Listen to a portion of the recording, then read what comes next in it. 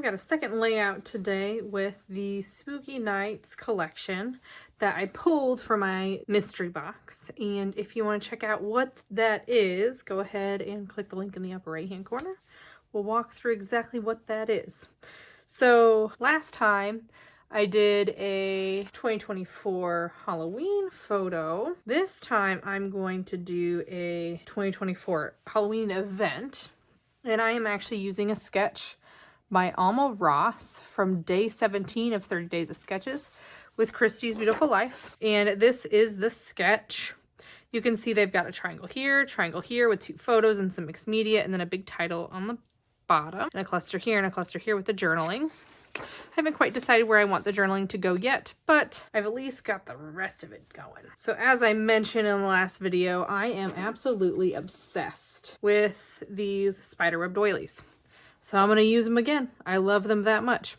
And I think what I need to do is just make a cut file that makes a whole bunch of these and cut them so they're not as thin, and so I don't have to run out. I can just cut them up on my silhouette and get a plethora of them. And then my other one is gonna go right here, just like my sketch. And then you can see I have some mixed media. Now, the mixed media I did is I think it's a stencil from Echo Park, I think. And so I set it here, and then I flipped it over and set it there so that it's kind of continuing.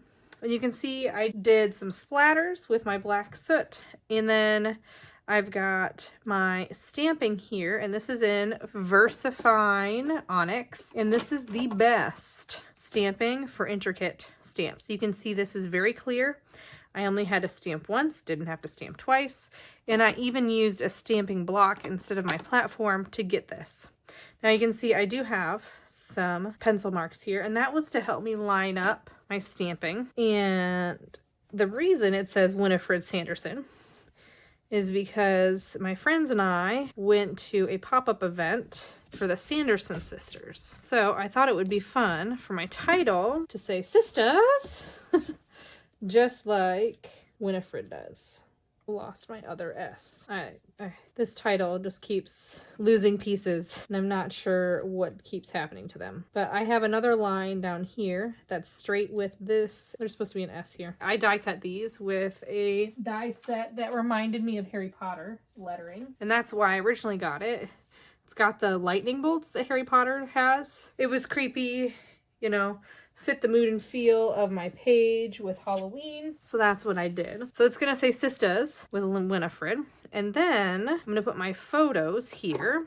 So first one is gonna plop right there. And I'm going to cover the fact that my stencil stops and starts by my photo. And then my second photo is gonna land right here, just like that. And I know my photos are curling. It's my photo paper at home. Whatever reason, it's curling. If you know why it would be curling, leave a comment below, because I have no idea. As part of that little packet of buttons that I actually had a witch with red hair. You know, perfect, kismet. And then I've got a die cut here with a tree, and it says Scariest Night Ever. So I'm bringing in some of the red and the orange, the green, the black, the brown. So when I move to my clusters, I am thinking about those kinds of things. So to bring the red up, I have this book of spells and potions that's gonna land kind of like right here, and it might even land closer like that. And then I've got some of the blue that's kind of in her face, and it says stay out in danger. Super fun. And then to bring the red up again, the other die cut I have is the house, so I'm gonna sneak that back in here because a lot of the movie takes place near or around a house. So that makes sense. And then I've got a banner piece that says spooky, which is perfect for this. And it's gonna go across here. And then I've got a couple of the flare from my collection. This one says magic right here, which is perfect, right? We're talking about spells and witches. And then this other one has some stars on it, and I think that's going to plop kind of right in there. And that's my clusters. Now, one thing I do want to add is stars. I do have these little paper stars from the collection, but that's just not enough for me for whatever reason. I'm going to pull in some of these stars, which are from Hobby Lobby, and you get a huge pack of them originally. Huge. And I like to use these as accents, just like you would with an enamel dot. Now I do have enamel dots for this collection, so maybe I need to pull them out too, or I just need to incorporate them into my stash. Honestly, that's probably what I need to do, because I don't want this. I want stars. I've got a kind of a white trapped space right there, so I was thinking I could put a couple stars right in here, just to fill in that white space. I was thinking maybe a star down here. I don't know, maybe like right there on top of the scariest. And then I've got a couple spots right here. Then I can add, and up here somewhere. No, overlap them, that kind of thing. And that's my page. Super simple. Love the sketch. Don't forget, on sketches, you don't have to always do the same shape or whatever for the layout that you create with it.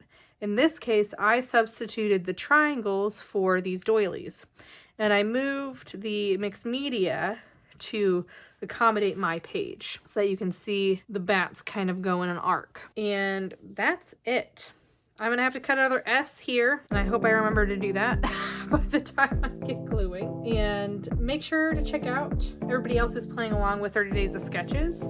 Like, comment, and subscribe, and I'll see you next time.